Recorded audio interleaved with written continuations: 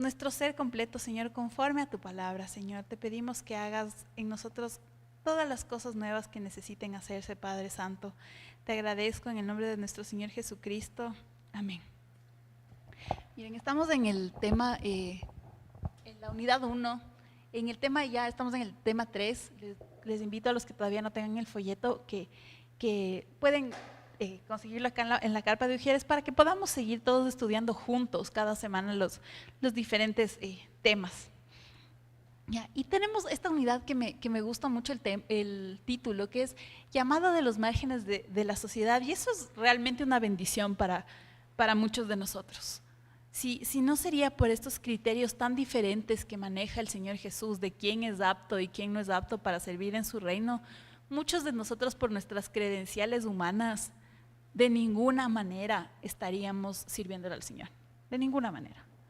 Pero gracias a que Él llama a las personas menos esperadas, todos los que estamos aquí, los que estén humanamente calificados y los que no lo estamos, tenemos la posibilidad de servirle a Él y servir para la edificación de su reino y para la glorificación de su nombre. Entonces hoy vamos a hablar de eso, de la bendición que es esto, que el Señor llame a quien Él quiera. Y esta semana va a ser enfocado en el tema de los samaritanos y qué es lo que pasó con ellos. Entonces, el lunes teníamos esta lectura de Segunda de Reyes 17 del 24 al 34 que les voy a leer en la versión NBI.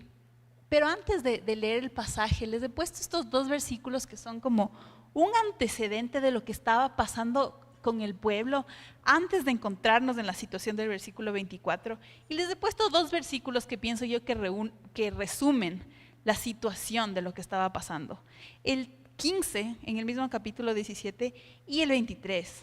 El 15 nos dice: rechazaron los decretos y las advertencias del Señor y el pacto que Él había hecho con sus antepasados. Se fueron tras ídolos inútiles, de modo que se volvieron inútiles ellos mismos.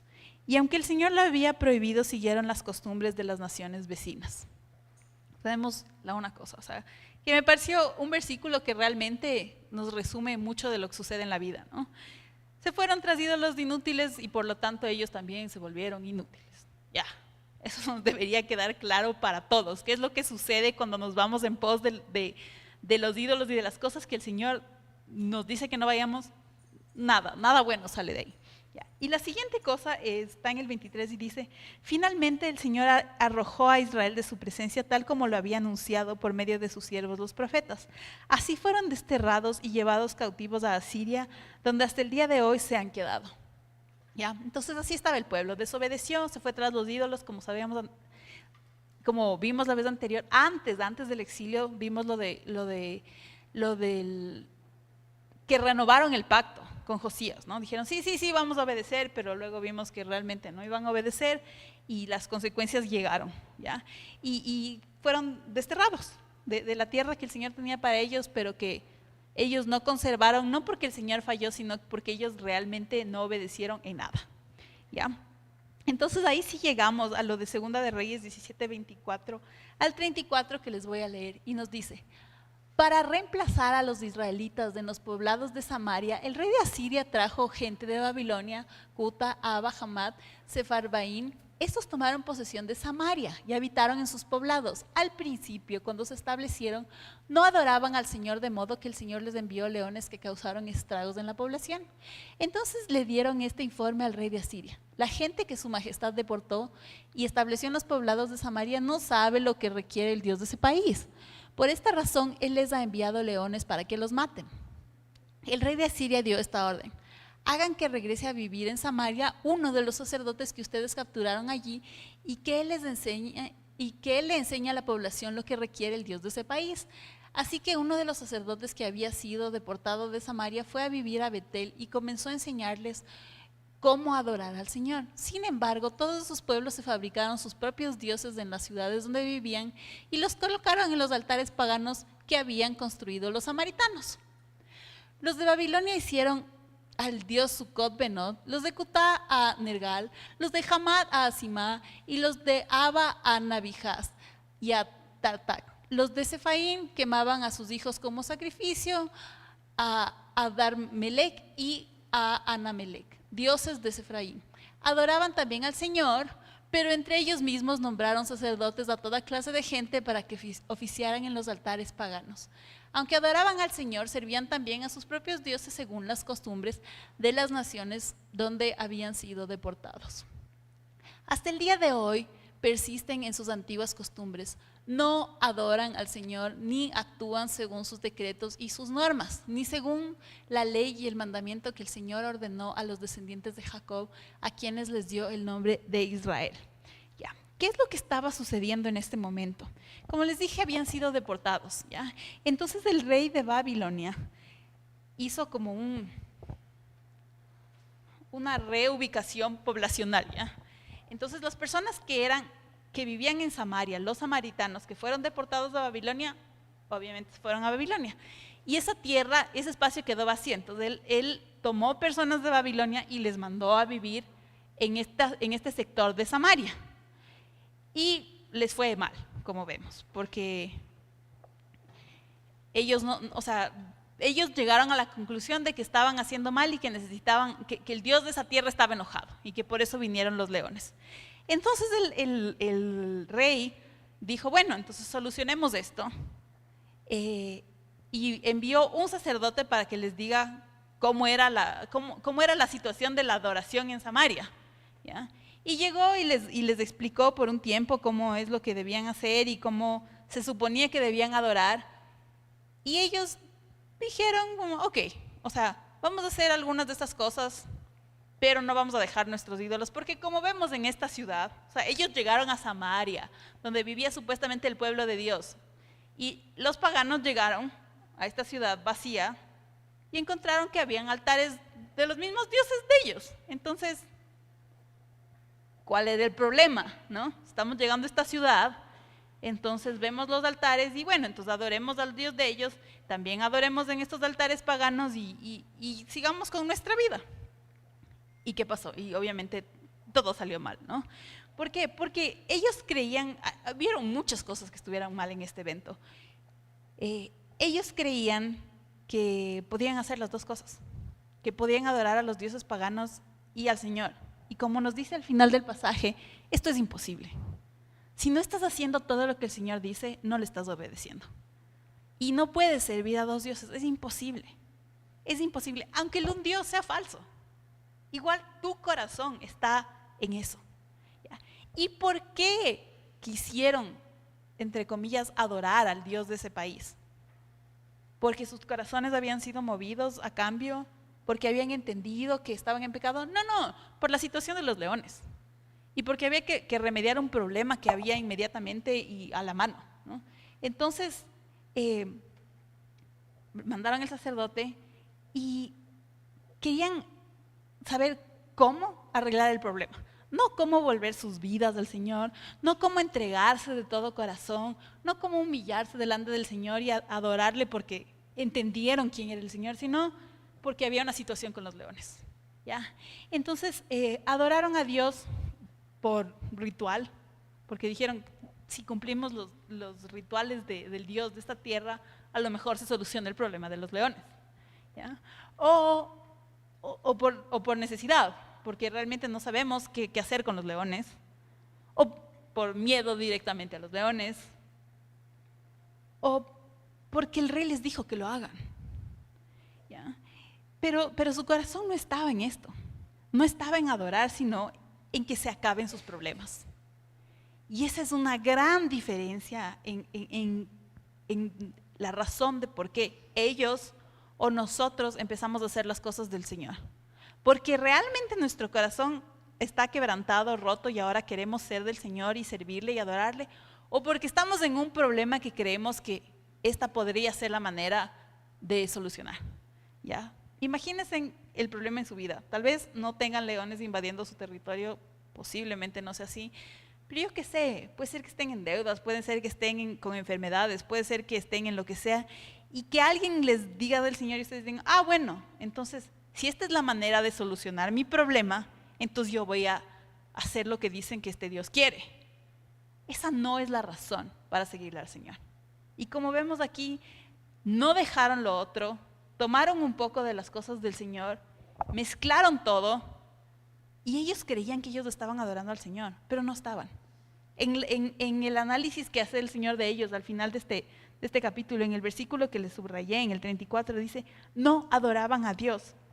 ¿Cómo no adoraban a Dios? Pero si ellos decían que estaban haciendo las cosas, si ellos estaban haciendo los rituales, claro que los que servían a Dios también estaban como sacerdotes para los otros dioses, pero ellos estaban obedeciendo. Miren, no se puede, no se puede. Y no es cuestión de decir, bueno, es que ellos, los de Babilonia, hicieron esto mal. No, la Biblia debería servirnos como un espejo. No para señalarles a ellos, sino para ver si nosotros no estamos haciendo lo mismo. Si no estamos siendo parte de lo mismo. Porque aquí nos dice diferentes dioses y diferentes pueblos que siguieron adorando a diferentes dioses. Pero si nosotros nos fijamos aquí en nuestro país, ¿ya? En Ecuador, podríamos decir, bueno, entonces los de la mitad del mundo servían al Señor, pero también tenían la estatua del Señor del árbol. Y los de la Tacunga decían que creían en Dios, pero hacían la mama negra. Y cambien esos nombres por lo de aquí, ¿no? Y los de tal iglesia decían que estaban celebrando la Pascua del Señor, pero también tenían los rituales de Ixatar y ponían huevos y conejos para celebrar la Pascua. Entonces, realmente, pero ellos creían que estaban sirviendo al Señor. Lo único que estaban haciendo es lo que todo el mundo había hecho, ¿no? ¿Cuál era el problema? El problema es que nuestro Dios no permite eso. O somos o no somos, mis amados. Y no es que somos, pero a esta nación a la que yo he llegado, o en esta ciudad a la que yo he llegado, todo el mundo hace eso. ¿Cuál es el problema? El problema es que deshonra a Dios. El problema es que es pecado. Eso no puede ser parte de nosotros. Entonces, miren la mezcla en la que se forja el pueblo de Samaria. Eran pueblo de Dios que fueron deportados y luego a su territorio llegaron estos babilonios que medio servían al Señor y tenían como un sacerdote que les enseñe, pero las costumbres. Entonces era un pueblo donde estaba mezclado de todo. ¿Y por qué es importante que veamos esto? Porque nosotros venimos de un trasfondo así, nosotros como personas de la iglesia actual, venimos de un trasfondo en que sí, nuestros antepasados dicen que sabían del Señor, nosotros ahora decimos que le servimos, pero las costumbres de las naciones están recontra imbrincadas en nuestras tradiciones, en nuestro día a día, en nuestra sociedad. Y habrá costumbres que, me invento, la ropa, que no deshonren al Señor, ¿ya? O sea, que ahora las mujeres usemos pantalones, vean, en la época de Jesús los hombres usaban túnica, ¿ya? Y ahora no sería tal vez adecuado. Pero hay cosas que tienen que ver con idolatría, que siguen metidas en nuestras costumbres, como si fueran parte de la normalidad y que nosotros no hemos desechado. Entonces, podemos entender cuál era el tema con los samaritanos. Nosotros venimos de una cultura así, en la que somos parte, pero no somos parte, y que estamos y somos y nos mezclaron y cogimos unas costumbres de un lado, de otro, y también decimos que estamos sirviendo al Señor. Entonces, cuando hablamos de los samaritanos, no hablamos de un pueblo raro que nada tiene que ver con nosotros, sino de un pueblo en el que nosotros podríamos vernos reflejados. Sabemos del Señor, pero tenemos una mezcla cultural con cosas paganas que a veces no hemos separado de lo que es, o sea, lo santo de lo profano, porque simplemente así es nuestra cultura, ¿ya? Entonces, con ese antecedente de cómo fue este crisol cultural donde surgió Samaria, pasemos a lo que teníamos en el pasaje de Isaías, ¿ya? ¿Qué nos dice? Isaías 44, del 1 al 8 les voy a leer. Pero ahora Jacob, mi siervo, Israel, a quien he escogido, escucha. Así dice el Señor, el que te hizo, el que te formó en el seno materno y te brinda su ayuda. No temas, Jacob, mi siervo Jesurún, a quien he escogido, que regaré con agua la tierra sedienta y con arroyos el suelo seco. Derramaré mi espíritu sobre tu descendencia y mi bendición sobre tus vástagos, y brotarán como hierba en un prado, como sauces junto a arroyos. Uno dirá, pertenezco al Señor, otro llevará el nombre de Jacob, y otro escribirá en su mano, yo soy del Señor, y tomará para sí el nombre de Israel. Así dice el Señor Todopoderoso, Rey y Redentor de Israel. Yo soy el primero y el último. Fuera de mí no hay otro Dios. ¿Quién es como yo? Que lo diga. Que declare lo que ha ocurrido desde que establecí a mi antiguo pueblo, que exponga ante mí lo que está por venir, que anuncie lo que va a suceder. No tiemblen ni se asusten. ¿Acaso no lo anuncié y profeticé hace tiempo? Ustedes son mis testigos.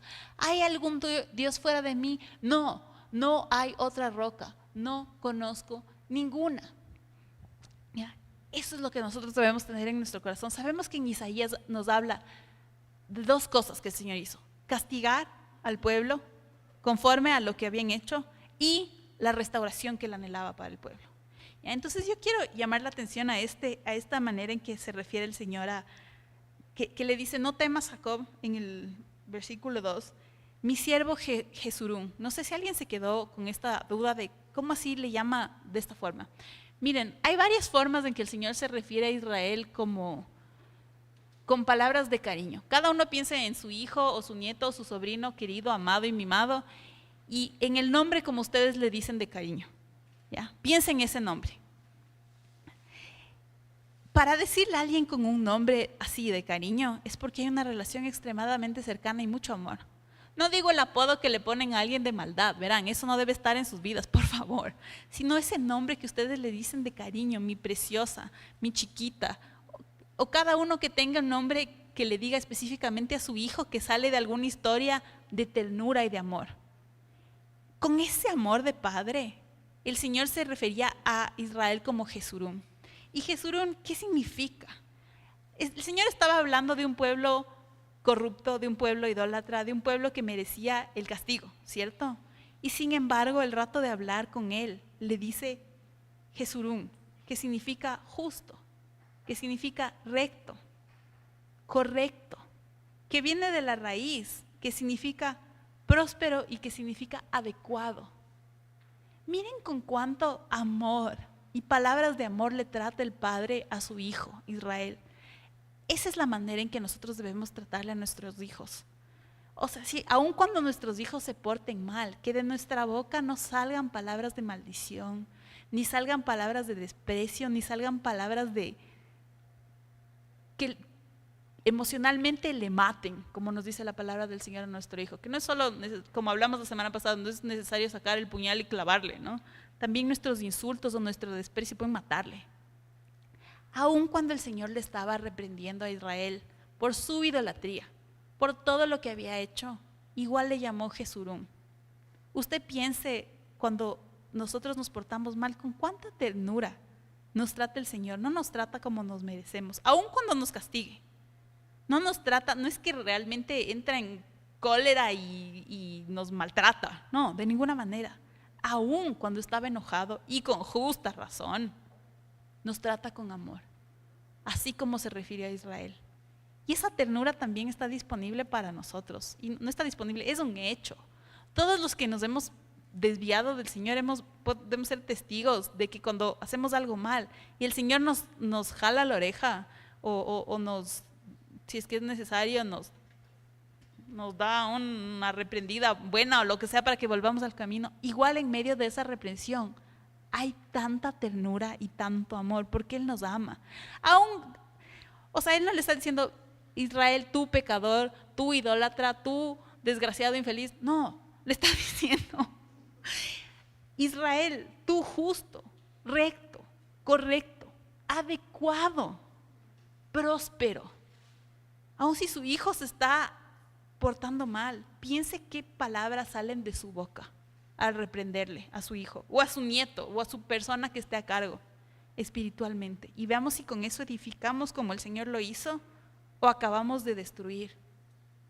¿Ya? Entonces eso les quería decir, porque a veces si nosotros hemos crecido en una situación en la que fuimos tratados de esa manera, fuimos tal vez tratados con groserías o con insultos o con, yo no sé, con pellizcadas, con lanzadas de zapato, yo qué sé, ¿no? Cada uno sabrá cómo fue tratado. Es fácil replicar humanamente y decir: bueno, así me criaron, así les voy a tratar a mis hijos, ¿no? Esto es lo que yo vi, esto es lo que yo voy a hacer. Pero nuestro ejemplo no somos nosotros mismos ni nuestros padres necesariamente. En lo bueno sí, pero en lo que se aparta del Señor no. en lo que no sabemos cómo hacer, porque vimos tal vez un mal ejemplo. Nuestro ejemplo es el Señor y vemos esta ternura reflejada en Él, aún a quien estaba a los márgenes de su voluntad, al margen de lo que debían hacer. Entonces, cuando nosotros vayamos a reprender a alguien, que no sea de la ira o desde el orgullo de decir, verás, yo sí estoy haciendo las cosas bien, tú no. No, que sea desde esta ternura y amor que el Señor nos enseña, porque la idea es la restauración. La idea no es acabarle a la persona, la idea no es que se sienta mal, no es que le quede que sufra para que aprenda y que sienta. No. La idea es que se restaure y que vuelva al camino en el que debe estar, ¿ya? Entonces, si el Señor a un pueblo idólatra y malvado podía decirle con tanta ternura, ¿qué no se diga a nosotros? Que también hemos sido malvados muchas veces y hemos deshonrado al Señor muchas veces. Con más razón debemos reflejar esta gracia del Señor hacia nuestros hijos amados o hacia las personas que estén hacia nuestro alrededor. Miren, y ahí les deja claramente, o sea, el mensaje igual, aún en medio de la ternura, aún en medio del amor, el mensaje no es ambiguo. No hay otro Señor, no hay otra roca, no conozco ninguna. O si no, que venga y me diga quién es. No existe, ¿ya? Entonces dijo, mi mensaje va a ti con mucho amor, pero claro, esto está mal. Yo te amo, pero eso está mal, ¿ya?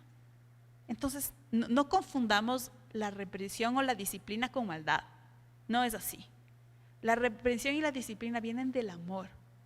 Cuando vienen del Señor hacia nosotros, y de la misma manera, si nosotros estamos a cargo de disciplinar a alguien, la idea es la restauración y el amor. ¿Por qué? Porque lo que queremos es que al final de esto todos estemos reconciliados con el Padre. Todos estemos conociendo al Señor Jesucristo y bien con Él. Ese es el punto de nuestra vida, ¿ya? Y nuestras acciones deberían llevar a eso. Pero bueno, continuemos para Esdras. Vamos a leer partes, ¿no? Del 1 al 8 y luego nos vamos a saltar al 11 al 16. Esdras 4 nos dice lo siguiente: cuando los enemigos del pueblo de Judá y Benjamín se enteraron de que los repatriados estaban reconstruyendo el templo del Señor, Dios de Israel, se presentaron ante Zorobabel y ante los jefes de familia y les dijeron: permítanos participar en la reconstrucción, pues nosotros, al igual que ustedes, hemos buscado a su Dios y le hemos ofrecido holocaustos desde el día en que Esarhadón, rey de Asiria, nos trajo acá. Pero Zorobabel, Jesuá y los jefes de las familias de Israel le respondieron: no podemos permitir que ustedes se unan a nosotros en la reconstrucción del templo de nuestro Dios. Nosotros solos nos encargaremos de reedificar el templo para que el Señor Dios de Israel, tal como lo decretó Sirio, rey de Persia. Entonces los habitantes de la región comenzaron a desanimar e intimidar a los de Judá para que abandonaran la reconstrucción. Y hasta llegaron a sobornar a algunos de los consejeros para impedirles llevar a cabo sus planes. Esto sucedió durante todo el reinado de Ciro, rey de Persia, y hasta el reinado de Darío, que también fue rey de Persia, también al comienzo del reinado de Jerjes. Aquellos enemigos enviaron una carta en la cual acusaban a los habitantes de Judá y de Jerusalén. Luego, cuando Artajerjes llegó a ser rey de Persia, también a él, Bislán, Mitríades, Tabel y sus demás compañeros le enviaron una carta que fue traducida al arameo. Además, el comandante Rehum y el cronista Simsai enviaron a Artajerjes una carta en contra de los habitantes de Jerusalén. La carta decía: al rey Artajerjes, de parte de sus siervos que habitan al oeste del río Éufrates, sepa su majestad que los judíos enviados por usted han llegado a Jerusalén y están reconstruyendo esta ciudad rebelde y mala. Ya están echados los cimientos. Sepa también su majestad que si esta gente reconstruye la ciudad y termina la muralla, sus habitantes se rebelarán y no pagarán tributos, ni impuestos, ni contribución alguna, lo cual sería perjudicial para el tesoro real. Como nosotros somos vasallos de su majestad, no podemos permitir que se le deshonre. Por eso le enviamos esta denuncia. Pida a su majestad que se investigue en los archivos donde están las crónicas de los reyes que lo han precedido. Así comprobará que esta ciudad ha sido rebelde y nociva para los reyes y las provincias, y que fue destruida porque hace ya mucho tiempo allí se fraguaron sediciones. Por eso le advertimos que si esa ciudad es reconstruida y la muralla levantada, su majestad perderá el dominio de la región al oeste del Éufrates. Ya. A ver, ¿qué está pasando aquí? Empezamos la historia con que los enemigos de Judá, se enteran que se va a reconstruir esto. Y sonaba tal vez a un proyecto interesante, ¿no? lindo, vamos a reconstruir el templo. Ese templo era bien bonito. Así que si yo soy parte de esa reconstrucción, voy a ser parte de algo importante, ¿ya? Esto es como al inicio. Entonces van, pero ¿qué nos dice? Primero que eran enemigos. Y eran parte de los que, como ellos mismos dicen en su carta, fueron enviados por orden del rey de Babilonia a habitar esta tierra. No eran parte de los que fueron pueblo porque su corazón estaba convertido, sino de los que fueron de esta mezcla que hablamos hace un rato, toda esta confusión. Y ellos demuestran que el Señor no estaba en sus corazones por las acciones que vemos a continuación. Ellos querían ser parte de la reconstrucción, les dijeron que no, y entonces ¿qué hicieron? Dijeron, estos son unos malvados, rey, tú haz que no funcione este proyecto. Ya. Entonces vemos cómo estaban sus corazones realmente. O sea, ¿por qué querían construir la muralla si tan mal era esta ciudad y tan mal era esta gente y tan malo iba a ser contra el rey? Antes de mandar la carta al inicio, cuando fueron a pedir que querían ser parte, no les pareció que era ni malo el proyecto, ni malas las intenciones, ni malas de estas personas. Pero cuando les dijeron que no, resulta que eran lo peor que jamás le había pasado al rey. ¿Ya? Miren, las cosas del Señor deben ser hechas por las personas que el Señor ordene que hagan. ¿Ya? No por las personas que tengan buenas intenciones. No por las personas que digan, realmente este me parece un buen proyecto, yo también me voy a meter. No es así. Pero es que ellos tenían plata, ellos eran de ahí, ellos, mano de obra. Si faltaba mano de obra, ¿no han visto cómo nos dicen en los libros de Esdras y Nehemías que con una espada, con la una mano tenían la espada y con la otra construían? Faltaban manos. O sea, ¿por qué no dejar que venga quien sea? Porque las personas que deben estar en las cosas del Señor son las personas que el Señor ha llamado a cada uno conforme a lo que el Señor quiere y no los comedidos. Y yo sé que esto no gusta en el pueblo del Señor porque a veces parece que mientras más números se vea mejor, mientras más lleno esté, excelente. No, los que tienen que estar y los que no tienen que estar. ¿Ya? ¿Y quién determina eso? El Señor, no determino yo. No es que yo tengo así como que, como les he dicho, no es que yo tengo el unciómetro para ver quién es apropiado para este proyecto o no. No es así. El Señor determina quién debe estar en qué lugar y dónde y a qué momento y cómo. ¿Ya?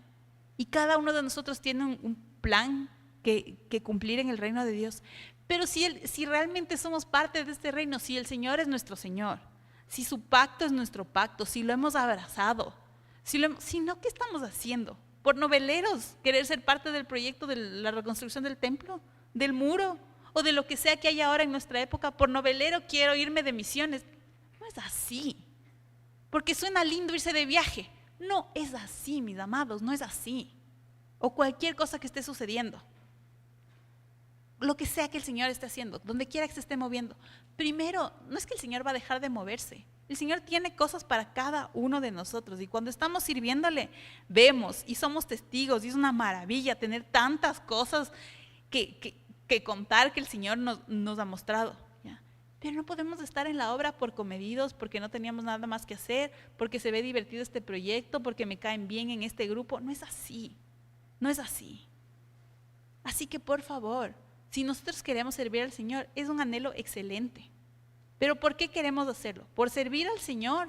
¿O porque nos sonó bonito? ¿O porque nos sonó interesante? ¿O porque quiero conocer nuevas personas? ¿O porque quiero interactuar con otras culturas? No sé. Lo que sea el caso de cada uno. ¿Ya? ¿Por qué? ¿Por qué? Esa es la razón. Vea lo que hay en su corazón. Porque si el rato que le dicen, ¿sabes qué? Aquí no. Se va a decir, bueno, entonces ya van a ver lo que les hago. Su corazón no está donde debería estar. Como vemos en esta carta. Les dijeron que no, entonces la perdieron. O sea, fueron donde el rey y quisieron hacerles la vida imposible. Finalmente, ¿se llevó a cabo lo que el Señor quería? ¿Sí o no? Sí, si seguimos leyendo, sí se reconstruyó. ¿Eran necesarios los que querían colarse? No, no eran necesarios, porque ellos no estaban llamados para eso. Seguro que cada uno de nosotros está llamado para algo, pero no para lo que a nosotros nos ocurra, sino para el puesto que el Señor tenga para nosotros. Y créanme, que en todos los puestos que sirvamos al Señor, cuando sea el que tiene para nosotros, en todos los puestos vemos su gloria, en todos vemos su poder, en todos nos deleitamos, en todos nos gozamos. No es que solo los que sirven en esta área esos pasan bien con el Señor. Los otros no, servirle al Señor en mi área es bien aburrido. No, jamás, no se les ocurra. Usted puede estar sirviendo en lo que sea que el Señor le ponga, usted va a ver lo que es la maravilla de servir al Señor. Donde le ponga, en el lugar que le ponga. En lo que, aunque sea, si humanamente suena como, yo no creo que ahí haya nada de acción. O sea, realmente ahí, yo no creo que tengan ninguna buena historia que contar. No, usted va a ver, porque no es cuestión suya, es cuestión del Señor. Así que, pero no se le ocurra querer levantar algo para el Señor y decir, vengan todos los que quieran ayudar, paganos o no paganos, creyentes o no creyentes, por favor, únanse. No es así, no es así. Cada uno tiene que estar donde tiene que estar. Pero aún para esas personas y aún para nosotros, que somos parte de los que no somos del linaje de Judá sanguíneamente, hay un plan. Y eso es lo que tenemos que ver. Ese es el punto de lo que vamos a ver más adelante. Por favor, sigamos. Ya, entonces nos vamos a Juan, que teníamos la lectura para el jueves, a Juan 4, 1 al 15. Y nos dice, esto es interesante, todo es interesante, pero esto es muy interesante lo que vamos a leer aquí. Jesús se enteró de que los fariseos sabían que él estaba haciendo y bautizando más discípulos que Juan, aunque en realidad no era Jesús quien bautizaba, sino sus discípulos. Por eso se fue de Judea y volvió otra vez a Galilea. Como tenía que pasar por Samaria, llegó a un pueblo samaritano llamado Sicar, cerca del terreno que Jacob le había dado a su hijo José. Allí estaba el pozo de Jacob. Jesús, fatigado del camino, se sentó junto al pozo. Era cerca del mediodía. Sus discípulos habían ido al pueblo a comprar comida. En eso llegó a sacar agua una mujer de Samaria y Jesús le dijo, dame un poco de agua. Pero como los judíos no usan nada en común con los samaritanos, la mujer le respondió, ¿cómo se te ocurre pedirme agua? Si tú eres judío y yo soy samaritana. Si supieras lo que Dios puede dar y conocieras al que te está pidiendo agua, contestó Jesús, tú le habrías pedido a él y él te habría dado agua que da vida. Señor, ni siquiera tienes con qué sacar agua y el pozo es muy hondo. ¿De dónde pues vas a sacar esa agua que da vida? ¿Acaso eres tú superior a nuestro padre Jacob, que nos dejó este pozo, del cual bebieron él, sus hijos y su ganado? Todo el que beba de esta agua volverá a tener sed, respondió Jesús. Pero el que beba del agua que yo le daré no volverá a tener sed jamás, sino que dentro de él esa agua se convertirá en un manantial del que brotará vida eterna. Señor, dame de esa agua para que no vuelva a tener sed ni siga viniendo aquí a sacarla. ¿Ya? Entonces, por el momento nos quedamos hasta ahí. Verán, primero es interesante que nos menciona que los fariseos se enteraron que Jesús estaba haciendo más discípulos que Juan. Y si Juan ya les parecía problemático, este estaba haciendo más discípulos que Juan y más le estaban siguiendo, entonces teníamos una situación, hablando en términos de la élite religiosa del momento. Teníamos una situación con incitadores, ¿ya? Eso es como le veían ellos y lo vemos a través de los evangelios, que esa era la visión que tenían de Jesús. Pero es interesante que el Señor conoce tan bien nuestros corazones, que nos habla de que estaban bautizando, pero de que Jesús no era el que estaba bautizando, sino los discípulos. Y esta es una de las muestras más que nos dice, así como el cuerpo de Moisés desapareció, y así como muchas otras cosas que hizo el Señor para que nosotros no caigamos en idolatría o en falsas ideas, que digan, no, pues a ti te bautizó, me invento ya, Pedro, a mí me bautizó Jesús, yo soy más que tú, porque a mí me bautizó el verídico. No, ¿ya? Y aunque esto sucedía en los tiempos de Jesús, también sucede en nuestros tiempos. No, a mí me oró el pastor, a mí el apóstol, ¿no? A mí el profeta. No, entonces realmente el Señor sabe cómo son nuestros corazones, tanto que Él dijo, bautícenle nomás ustedes, muchachos, yo voy a estar aquí, ya. Pero bueno, entonces Él está en camino a Galilea y pasa por Samaria. Y Él pasa por Samaria, a diferencia de muchos que preferían, como vemos en la parábola del hijo pródigo, darse la vuelta por un camino que aunque sea no, del hijo pródigo, del buen samaritano, Andrea, ya, aunque sea del buen samaritano, ir aunque sea por el lugar peligroso, pero no pasar por Samaria, pues, o sea, ¿quién puede creer por esta tierra donde está esa gente? ¿Ya? Así que veamos si nuestros corazones no pensamos a veces eso, yo por ese lugar donde está esa gente, no sé quién sea esa gente para usted, pero esa gente, ¿no? Ya, ok. Entonces él no solo que pasa por ahí, sino que se sienta al lado del pozo donde esa gente iba a sacar agua. ¿Ya? Entonces se sienta ahí y era mediodía. ¿Y por qué es importante que era mediodía? ¿Por qué es importante? Porque normalmente uno no va a hacer las tareas pesadas al sol de mediodía. Si alguno de ustedes ha sacado agua de un pozo, yo personalmente no, pero me ha tocado cargar cosas pesadas o levantar, sabe que es un trabajo extenuante, ¿no? Y este era uno de esos trabajos extenuantes. La sacada de agua del pozo era tremendo trabajo. Entonces, lo lógico, humanamente hablando, era ir a primeras horas de la mañana o cuando estaba finalizando la tarde, donde por lo menos el clima colaboraba un poco, ¿no? No en pleno sol de mediodía. ¿Por qué irías en pleno sol de mediodía? Porque sabías que nadie iba a estar ahí. Nadie iba a estar ahí, nadie iba a estar mirándote. Entonces, ¿qué clase de vergüenza social tienes que tener para decir, no me importa, me aguanto el sol, pero no quiero escuchar más lo que la gente dice de mí? Estoy harta de que me vean y de que hablen y que digan y que digan y que digan. No quiero ver a nadie. ¿Ya? Aún para las personas que hemos estado en situaciones así donde decimos, ya no quiero ver a nadie, podemos saber que Jesús es una persona segura, es un ser seguro, donde aún con la peor de nuestras vergüenzas podemos ir tranquilamente y Él nos va a recibir en paz. Y no nos va a recibir es que tú, mala mujer, ¿no? O mal hombre, no. Pero esta mujer realmente estaba arreglando su horario en función de que no le vean, porque seguramente ya le había sucedido que cuando fue a la hora donde habían otras personas, no fue amigable la situación. Entonces ella rearregló todo el horario de su día y de sus necesidades para no encontrarse con nadie. Y cuando llegó a este lugar, resulta que se encontró con Jesús. Y empiezan a hablar en términos humanos y le dice, dame agua. Y ella dice, te informo que tú eres judío y yo soy samaritana, así que no está bien visto. Estaba mal visto que él interactúe con ella, ¿no? O sea, no es como que alguien ya de ella hablaban mal, ¿no? Lo que no sabía es que de él también hablaban mal, ¿ya?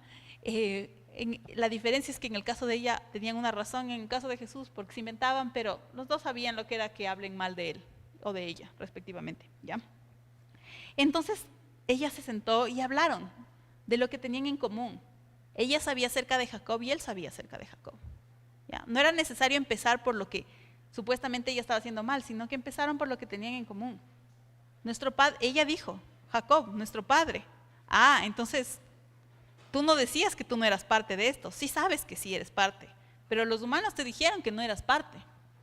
Ok, entonces tenemos esta interacción hasta ahí y empiezan ella a hablar de cosas naturales y él a hablar de cosas sobrenaturales, ¿no? De esta agua que nunca iba a dejarle con sed. ¿Ya? Y entonces, a ver, verás, si existe esta agua me ahorrarías un montón de trabajo, porque yo realmente vengo aquí al sol de mediodía a extenuarme con este trabajo, así que si hay alguna agua que tú me vas a dar que realmente me evite este trabajito, a mí me suena a buen plan, ¿no? Entonces, vamos a la siguiente, a los siguientes versículos, por favor. Ya. Y ahí es cuando, déjenme ver, me perdí un poco. Aquí es donde el Señor le dice, estamos hablando de agua y de sed. Agua y sed. Y el Señor le responde algo que aparentemente no tiene nada que ver ni con agua ni con sed. Y le dice, ve a llamar a tu esposo y vuelve acá. Le dijo Jesús, no tengo esposo, respondió la mujer. Bien has dicho que no tienes esposo. Es cierto que has tenido 5 y el que ahora tienes no es tu esposo. En esto has dicho la verdad. Señor, me doy cuenta que tú eres profeta. Nuestros antepasados adoraron en este monte, pero ustedes los judíos dicen que el lugar donde debemos adorar está en Jerusalén. Créeme, mujer, que se acerca la hora en que ni este monte ni en Jerusalén adorarán ustedes al Padre. Ahora ustedes adoran lo que no conocen. Nosotros adoramos lo que conocemos porque la salvación proviene de los judíos. Pero se acerca la hora y ha llegado ya en que los verdaderos adoradores rendirán culto al Padre en espíritu y en verdad, porque así quiere el Padre que sean los que le adoran. Dios es espíritu y quienes lo adoran deben hacerlo en espíritu y en verdad. Sé que viene el Mesías al que llaman el Cristo, respondió la mujer. Cuando Él venga nos explicará todas las cosas. Ese soy yo, el que habla contigo, le dijo Jesús. Ya, entonces, Él le dijo inmediatamente, ve a llamar a tu esposo. Y vemos que ella le dijo, no tengo esposo. ¿Cuál era ahí? ¿Qué era eso? Esa era la sed en la vida de ella. No tengo esposo. Y él le respondió, estás en lo correcto, porque con el que vives no es tu esposo. Vea, no basta con que usted le llame esposo al que vive con usted, porque para que sea su esposo tiene que ser su esposo, ¿no? O sea, no le demos un título, y yo les digo, no le demos un título de honra y de honor y un título de pacto a alguien que no es la persona de su pacto. No digan la esposa de este, no es. Si es, y si no es, no es. Y hagamos las cosas claras. ¿Por qué? Porque cuando dejamos las cosas claras, así como Jesús estaba diciendo, ponemos, como se diría, todas las cartas sobre la mesa y hablamos con transparencia, entonces ahí sí podemos llegar a la raíz del problema. El que tienes no es tu esposo. Ok, paso 1. Y paso 2, ¿por qué había tenido 5? Ya, 1 capaz se quedó viuda, ya digamos 2. 3 sería como extremadamente inusual que sea viuda de 3. 5, yo no sé cuántas personas, o sea, ¿cómo habrá sufrido esta mujer en sus relaciones para que le va mal con uno, le va mal con otro, le va mal con otro, le va mal con otro? Y ella siente la necesidad y cree que tener un nuevo esposo, esto es lo que va a llenar su vacío. Y resulta que se consigue que no era su esposo y con el que estaba viviendo en ese momento, y ella seguía con un vacío en su corazón, porque el problema no era que le faltaba un esposo, le faltaba el Señor Jesucristo. ¿Ya? Eso es lo que faltaba. Entonces ahí empieza esto, y nosotros tenemos que entender, sea cual sea su vacío, es demasiado esperar, pensar que otra persona, otro ser humano va a llenar ese vacío. El Señor tiene que llenar ese vacío, Él va a hacerlo. Y cuando entendamos eso, el esposo, o el trabajo, o el hijo, o lo que sea, vendrá por añadidura. Pero la añadidura no puede ser el centro. Entonces ahora que dejamos todas las cartas sobre la mesa, Él no es tu esposo. Y lo que tú necesitas ni siquiera es un esposo.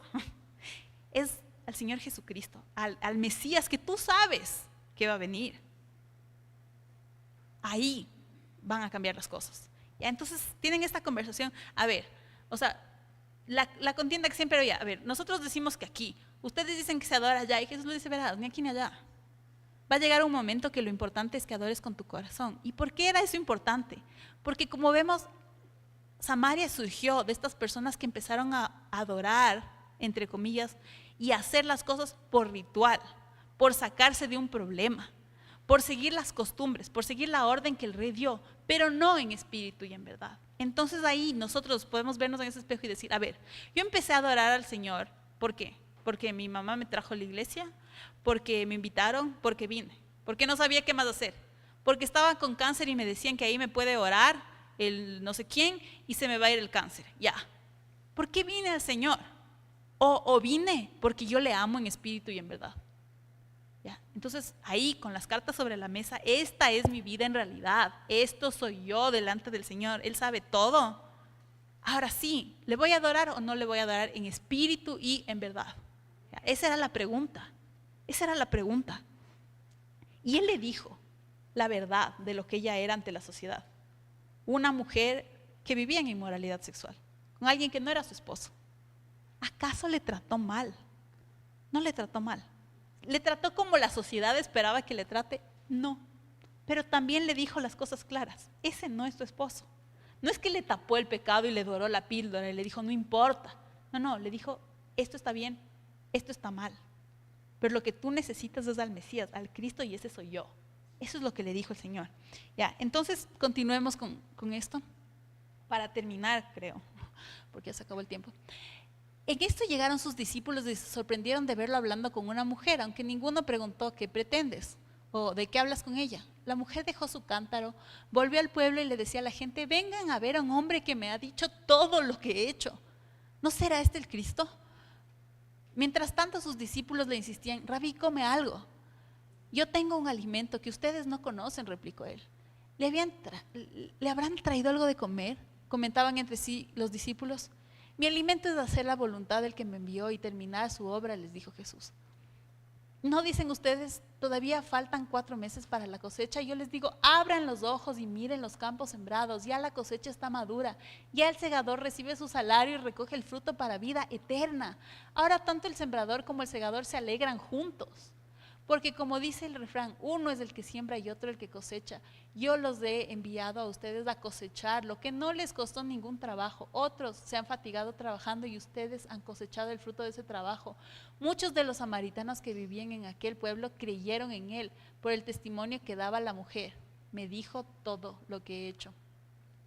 Así, cuando los samaritanos fueron a su encuentro, le insistieron en que se quedara con ellos. Jesús permaneció ahí 2 días. Y muchos más llegaron a creer por lo que él mismo decía. Ya no creemos solo por lo que tú dijiste, le decían a la mujer. Ahora lo hemos oído nosotros mismos y sabemos que verdaderamente este es el Salvador del mundo. ¿Ya? Entonces, miren, sucedió que en los versículos que no leímos, los discípulos habían ido a comprar comida, ¿no? Porque ya era mediodía, estaban con hambre. Entonces, cuando él les dijo que él no necesitaba comer, ellos una vez más dijeron: a lo mejor alguien le trajo comida, ¿no?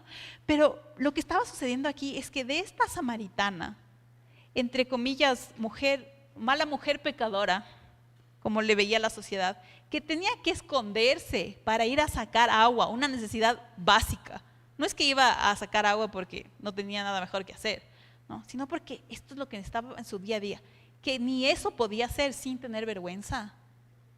Fue transformada en la misionera de esa ciudad, en la evangelista de esa ciudad. Ella, la pecadora, después de que se encontró con Jesús y puso todo claro sobre la mesa, y él le dijo todo lo que había hecho. No le dijo, no es que tapemos y fijamos que esto nunca sucedió. No, pongamos todo sobre la mesa. Así, ahora ya no tienes de qué avergonzarte. Y así ella fue y entró a Samaria y fue la misionera en Samaria, una, primero, mujer. Así que para todas nosotras, no es que la Biblia es un libro machista que nos hace de lado, pero no se dejen vender cuentos de la sociedad de que el patriarcado opresor, machista y no sé qué tonterías, ¿no? La Biblia mandó una mujer que antes era pecadora para ser misionera en Samaria. Y después de ella fue el Señor Jesús y muchos se convirtieron, ¿ya?